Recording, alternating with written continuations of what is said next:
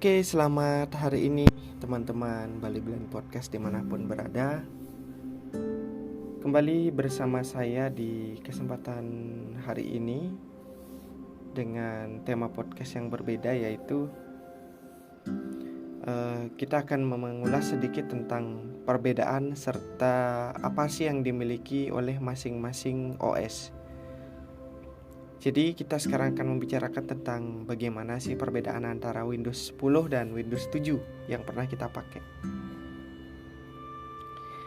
Jadi for your information, kita akan masuk ke tema Windows 7 dulu.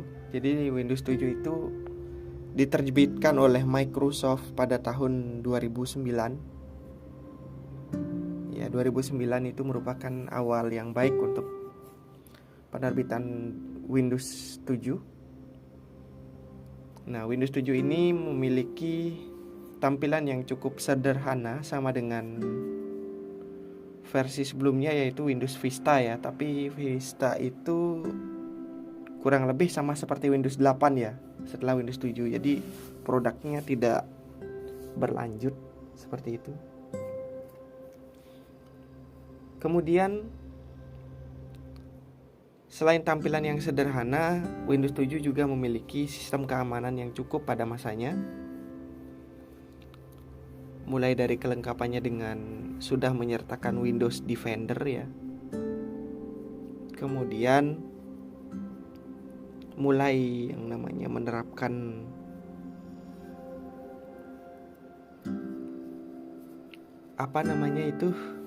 semacam transfer data yang bisa dimiliki atau dijalankan dengan menggunakan perangkat tambahan seperti Bluetooth.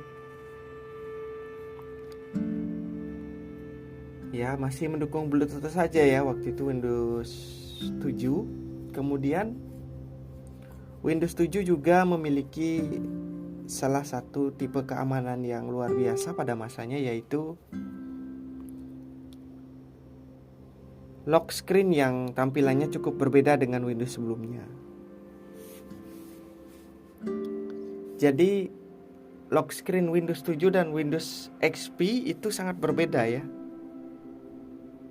karena dijalankan oleh semacam sistem operasi lagi di dalamnya seperti itu ya. Jadi kalau Windows XP itu ya langsung ketika nongol Windows, kita langsung disuguhkan dengan enter password atau apa gitu. Lain dengan Windows 7,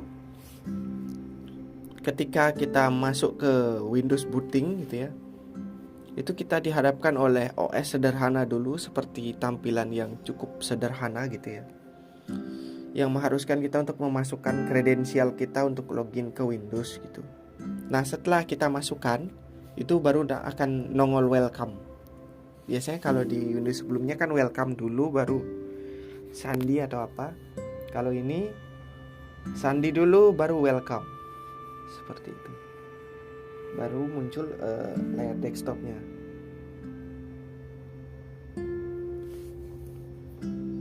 Nah, perkembangan zaman semakin maju sehingga muncul produksi Windows berlanjutnya, yaitu Windows 8 dan 10. Nah, yang paling sukses itu adalah Windows 10 teman-teman, atau Windows 10 ya. Jadi Windows 10 ini menawarkan tampilan yang cukup kompleks serta beberapa fitur yang ditambahkan oleh Microsoft, seperti menambahkan Microsoft Store sebagai toko aplikasi yang di Windows 7-nya sebelumnya tidak ada ya. Kemudian Cortana sebagai asisten pribadi kita, sama seperti di Android. Ada Google Assistant. Kemudian penambahan dan penguatan fitur Windows Defender yang cukup kuat. Nah, di sini Windows 10 sudah memiliki tampilannya cukup luar biasa kompleks. Kenapa saya bilang kompleks? Karena ketika kita tekan start menu aja atau tombol start itu tampilannya hampir menyamai home screen-nya tablet Android ya. Kemudian di Windows 7 juga kita sudah mengenal yang namanya Windows 10. Windows 10 juga kita sudah mengenal yang namanya tampilan notification yang cukup bercabang gitu ya. Karena notification-nya itu sudah dibagi dua, yaitu notification area toolbar yang di bawah seperti biasa dan juga action center.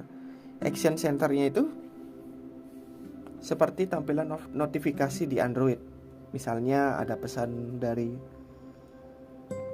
Facebook, ada pesan dari WhatsApp gitu ya. Nah, itu munculnya di action center nanti. Dan yang lebih menariknya lagi, Windows 10 ini sudah menawarkan yang namanya pencarian berdasarkan lokasi. Sama seperti Google ya. Dan usia juga. Kemudian selain pencarian berdasarkan lokasi, Windows 10 juga menawarkan sebuah pengalaman recording screen dengan game capture-nya yang bisa kita akses dengan menekan Windows plus G atau game bar. Nah, di situ teman-teman sudah dilengkapi dengan yang namanya perekam layar dan juga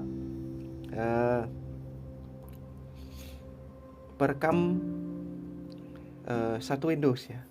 Misalnya mau rekam semua layar atau merekam window tertentu, itu bisa dengan menggunakan game capture-nya. Kemudian di Windows 10 ini juga screenshot-nya juga sudah dipermudah ya.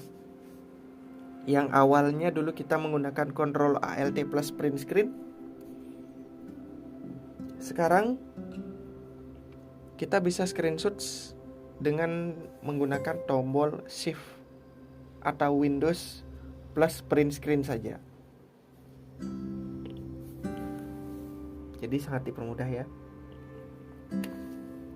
Nah, sekarang dalam perspektifnya seorang tunanetra menggunakan Windows, apa sih perkembangan yang signifikan? Banyak ya teman-teman. Jadi dulu kita menggunakan Windows 10 itu hanya baru bisa mengakses pembaca layar yang kemampuannya masih sangat sederhana.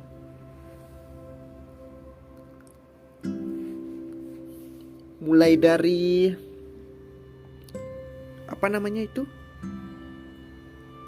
kemampuan NVDA ya waktu itu, pembaca layar atau non-visual desktop access, dimana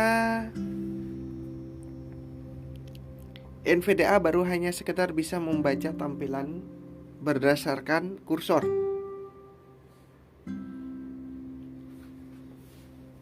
Nah, kemudian perkembangannya adalah ketika Windows 10 diluncurkan, nah, pembaca layar ini mulai mengadopsi yang namanya software tambahan atau berkreasi dengan software tambahan yang disebut add-ons ya. Nah, add-on ini memang sudah muncul di Windows 7, cuman belum banyak ya yang menggunakannya. Nah, di Windows 10 ini banyak sekali bermunculan add-on yang untuk melengkapi para tunanetra untuk membaca dengan aplikasi membaca layar itu atau NVDA. Mulai dari add-on yang dapat membuat NVDA dapat mendeteksi gambar yang ada di website. Kemudian bisa mengetahui resource monitornya atau mengetahui resource yang ada di dalam komputer seperti kerja RAM, kemudian CPU yang digunakan kita bisa tahu, kemudian kesehatan baterai juga ya. Baru-baru ini mengeluarkan ya sistemnya seperti itu. Jadi kita tahu baterai kita tuh apakah masih cukup untuk kita pertahankan atau harus diganti seperti itu. Jadi kesehatan baterai ini diperoleh informasinya melalui sistem di Windows juga. Jadi bukan berarti NVDA membuat sendiri ya sistemnya. Nah, kemudian fitur-fitur tambahan yang bisa kita akses ketika Windows 10 muncul itu adalah solving CAPTCHA, di mana beberapa bulan yang lalu saya sempat mendengar kabar bahwa NVDA sudah mengeluarkan satu add-on yang bisa mengcapture CAPTCHA ya, di mana CAPTCHA ini bisa di copy ke clipboard dan bisa kita pastekan di kotak pengeditan yang tersedia untuk memasukkan kode verifikasi seperti itu. Namun ini masih belum final ya. Apakah ini akan diproduksi secara lebih lanjut atau bagaimana? Nah, ini kita masih belum tahu. Dan kemudian NVDA juga mengeluarkan satu add-on di mana kita bisa mengetahui cuaca dari weather-nya Windows itu ya. Karena di Windows 10 itu kan sudah ada weather juga ya. Jadi kita bisa mengetahui cuaca berdasarkan apa yang ditangkap oleh sistem di Windows menurut wilayah dan lokasi kita.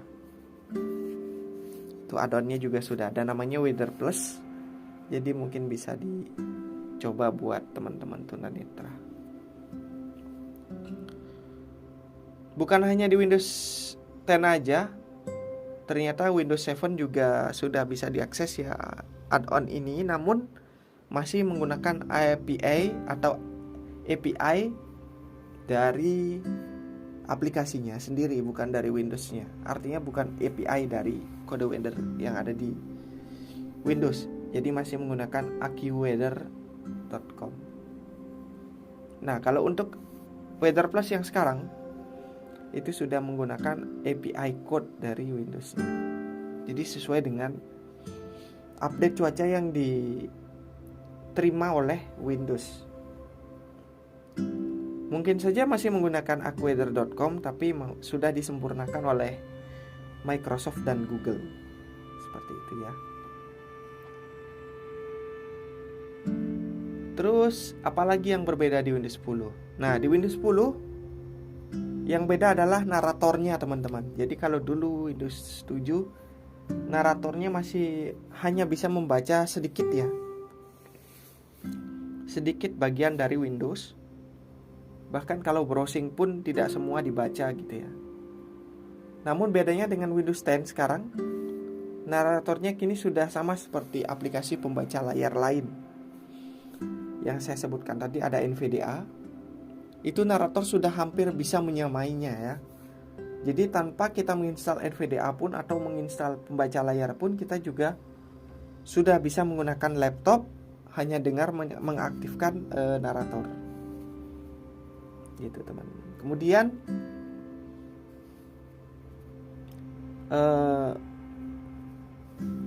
di fitur berikutnya, yaitu fitur terakhir nih, bagi fitur pengguna pembaca layar. Jadi untuk screen review dan object review di NVDA itu sekarang sudah semakin sempurna ya.